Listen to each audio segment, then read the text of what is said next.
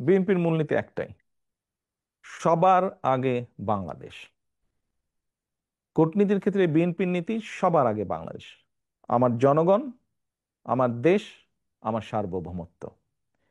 এটিকে অক্ষুণ্ণ রেখে, এটি স্বার্থ বিবেচনা করে, এটি স্বার্থকে অটুট রেখে বাকি সবকিছু।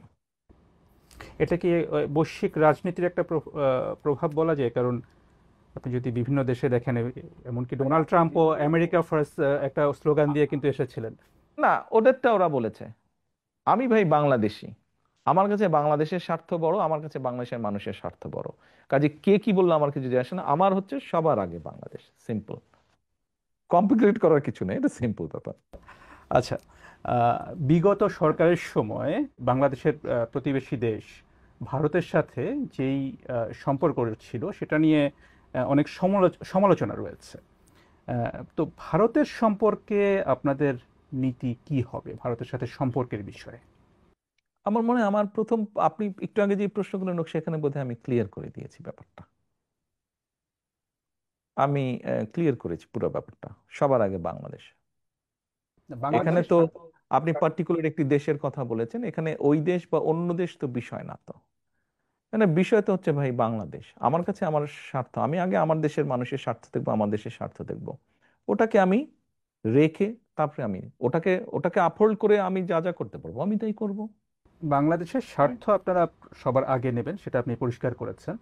ভারতের কথা বিশেষভাবে আসছে যেহেতু সেটি বাংলাদেশের প্রতিবেশী দেশ এবং বাংলাদেশের তিন পাশেই এই দেশটি সীমান্ত রয়েছে। এবং এটি নিয়ে আপনিও জানেন যে হচ্ছে যে বিভিন্ন সময়ে কথা হয়, এই অন্তর্বর্তী সরকারের সময়ে কথা হয়েছে, আহ, আওয়ামী লীগের সময় তো সম্পর্ক নিয়ে বললামই, সেটা নিয়ে কথা হয়েছে। তাদের সাথে বাংলাদেশের সম্পর্ক কেমন হওয়া উচিত বা কেমন থাকা প্রয়োজন, আহ, সেটা নিয়ে আপনার চিন্তা কি? অবশ্যই আমি আমার পানির হিস্সা চাই।